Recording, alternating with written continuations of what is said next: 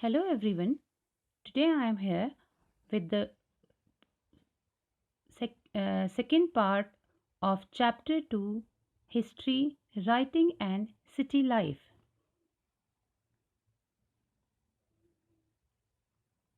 In the previous chapter, we talked about the geography of Mesopotamia, the literacy rate of Mesopotamia, and the movement of goods into the cities and the communication. In this part, we'll talk about the construction of temples. The earliest city emerged around temples. Some cities developed a center of trade and some were imperial cities. Early settlers began to build and rebuild temples at selected spots in their villages. The earliest known temples was a small shrine made of unbaked bricks. Temples were the residence of various gods, moon god and the sun god or the goddess of love and war. Temple became large over time with several rooms around open courtyard. Some of the early ones were possibly not unlike the ordinary houses, but temples always had their outer wall going in and out at regular intervals, which no ordinary buildings ever had. The god was the focus of worship. To him or her people brought grains, curds, and fish. The god was also the theoretical owner of the agricultural field, the fisheries, and the herd of the local communities. Production processes such as oil pressing, grain grinding, spinning, and the weaving of woolen clothes done in the temples. The temple gradually developed its activity and became the main urban institution by organizing production, employing merchants, and keeping of written records of distribution and allotments of grain, animals, bread, beer, fish, etc.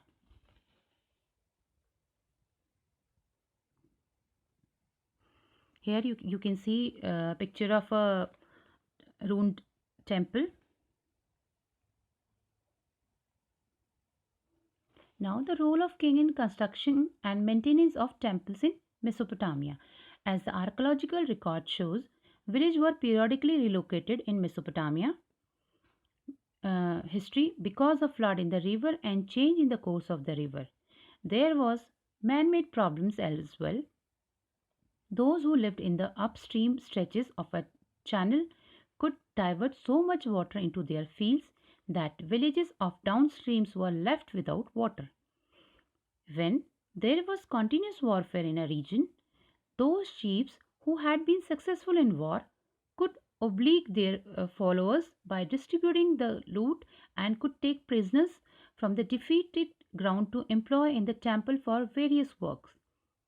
In time, victorious chief began to offer precious booty to the god and thus beautify the community's temple. They would send men out to fetch fine stones and metal for the benefit of the god and community and organize the distribution of temple wealth in an efficient way by accounting for things that came in and went out. War captives and local people were put to work for the temple or directly for the rulers. This rather than agricultural tax was compulsory. Those who were put to work were paid rations. It has been estimated that one of the temple took 1,500 men working 10 hours a day, 5 years to build, with rulers commanding people to fetch stone or metal ores to come and make bricks or lay the bricks for a temple or else to go to a distant country to fetch suitable material.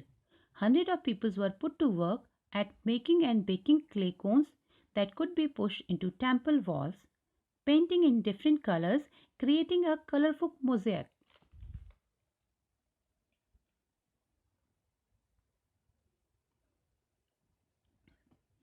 The seals and the urban artifacts. Cylindrical stone seals pierced down the center were fitted with a stick and rolled over wet clay so that a continuous picture was created. When rolled on a letter written on a clay tablet, it became a mark of authenticity. Sometimes seals carry writing, the name of the owner, his god, his official position, etc. Life in the city of Ur. So here we'll talk about one city of Mesopotamia. In Mesopotamian society, the nuclear family was the norm. Although a married son and his family over resided with his parents, the father was the head of the family. The nuclear family, I think you must be knowing, husband, wife, and their kids. We know a little about the procedure of marriages. A declaration was made about the willingness to marry by the bride's parent. When the wedding took place, gifts were exchanged by the both parties who ate together and made offering in a temple. Ur was one of the earliest cities to have been excavated in Mesopotamia. Narrow winding streets indicated that wheeled cart could not have been reached many of the houses. Sack of grain and firewood would have arrived on donkey's back. Narrow winding streets and the irregular shape of the house plot also indicate an absence of town planning. Uh, Town planning. There was no street drains of the kind we find in the contemporary Mohenjo-daro. Mohenjo-daro was a very planned city, and the drainage system was very good. Drain and clay pipe were instead wood in the inner courtyard of the Ur house, and it is thought that house roof sloped inward and rainwater was channeled via the drain pipes into sump in the inner courtyard. Yet, people seems to have swept all their household refuse into the street to be trodden underfoot. This made street level rise, and over time the threshold of houses had also been raised so the nomad would flow inside other after the rain. Light came into the rooms not from the windows, from doorways open into the courtyards. This would have given family their privacy. There were superstitions about house recorded in Oman tablet at Ur. A rising threshold brought wealth. A rise threshold brought wealth. A front door that did not open word another house was lucky. If the male wooden door of a house opened outward, the wife would be a torment to her husband. There was a town cemetery at Ur in which the grave of royalty and commoners have been found, but a few individuals were found buried under the floor of ordinary houses. Dead bodies of royal families were buried with jewelry, gold vessels, wooden musical instruments inlined with white shell and lapis lazuli, ceremonial daggers of gold, etc.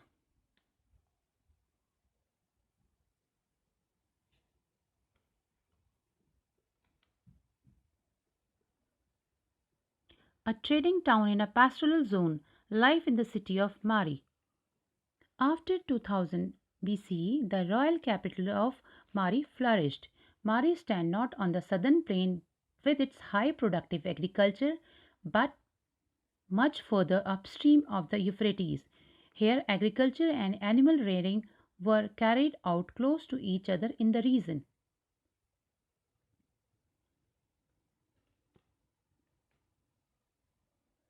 Herders need to exchange young animals, cheese, leather, and meat in return for grain, metals, tools, etc.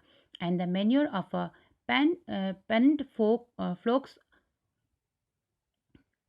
is also of a great use to a farmer. Yet, at the same time, there may be a conflict between the regions.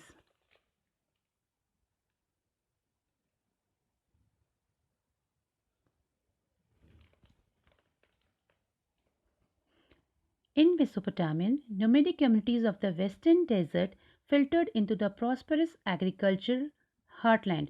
Shepherds would bring their flocks into the sown area in the summer. Such groups could come in as herders, harvest laborers, or hired soldiers, occasionally become prosperous and settle down. A few gained the power to establish their own rule.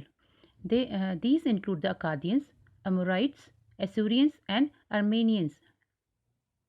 The king of Mari, however, had to be vigilant. Herders of various tribes were allowed to move in the kingdom, but they were watched. The camp of herders are mentioned frequently in letters between kings and officials. In one letter, an official writes to the king that he has been seeing frequent fire signals at night sent by one camp to another, and he suspected that the raid of an attack is being planned. Located on the Euphrates is a prime position for trade in wood, copper, tin, oil, wine, and various other goods that were carried in boat along the Euphrates. Between the south and the mineral-rich uplands of Turkey, Syria, and Lebanon, boat carrying grindstones, wood, and wine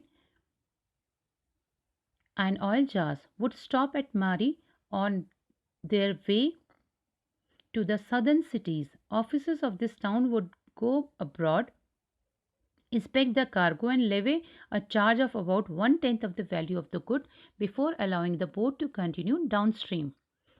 Thus, although the kingdom of Mari was not militarily strong, but it was exceptionally prosperous.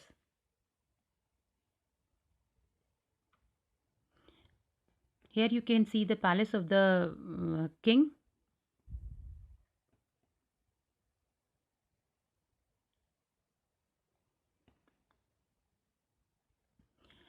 The legacy of writing, science and technology in Mesopotamia.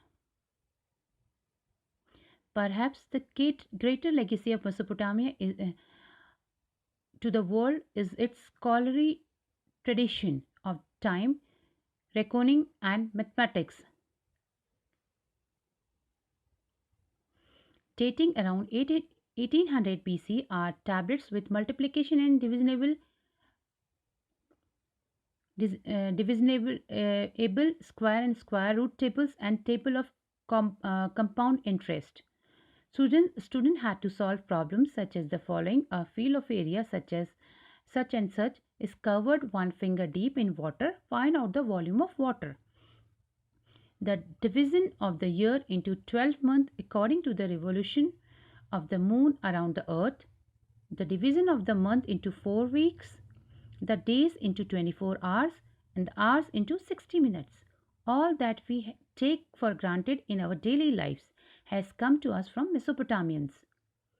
Wherever, whenever solar and the lunar eclipse were observed, their occurrences occurrence was noted according to the year,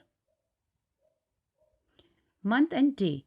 So too there were records about the observed position of the stars and constellations in the night sky. None of this momentous Mesopotamian achievement would have been possible without writing and the urban institutions of good schools, where students read and copied earlier written tablets, and where some boys were trained to become not record keepers for the administration but intellectual who could build on the work of their predecessors.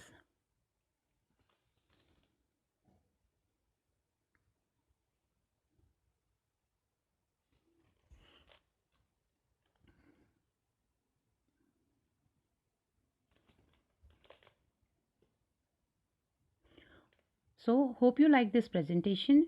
I just wanted to give some questions so you can solve them with the help of this presentation, like explain the legacy of writing, science and technology in Mesopotamia, and explain the life of common people in the city of Ur. How did a pastoralist zone become a trading town in the northern part of Mesopotamia?